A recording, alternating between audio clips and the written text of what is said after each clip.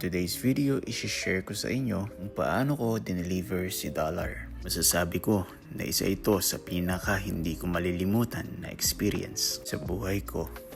Medyo hindi maganda yung panahon at madami din nagsasabi na wag na daw ako tumuloy. Pero dahil nga sa nangako ako at ayoko na nasisira ako sa usapan, minabuti ko pa rin tumuloy kahit nakasagsagan ng bagyo. Maganda nga lang din ang biyahe at nakaka-relax. Kaya paglipas ng 3 oras na biyahe, kami ay nakarating na sa aming destinasyon. Hello po. Hi, BM. Masarap sa pakiramdam na makakilala ng mga bagong tao na parehas ng aking hilig. Nakakatuwa din, no?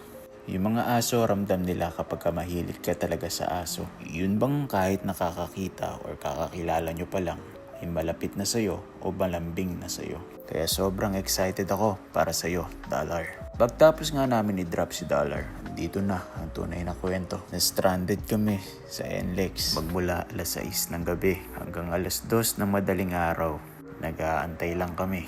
Sa mga pagkakataon na to, mas pinili kong maging thankful kaysa magreklamo. Dahil kahit papano, napakaswerte pa rin natin. Dahil anumang oras ay pwede tayong bumalik sa sitwasyon na gusto natin. Pero ang ibang kababayan natin ay walang magagawa kundi magtiis. Magtiis sa sitwasyon na wala naman talagang may gusto.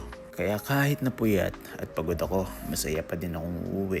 Baon ng mga bagay na na-experience ko ngayon. Kaya thank you Lord, binigyan mo ako ng pagkakataon na ma-witness ang happiness and excitement ng bagong pamilya ni Tiny. 3 months old. Si Hello po. Crystal. Hi, BM. Hello po. Panganay ko. Hi, Yun lamang po at maraming salamat sa panonood.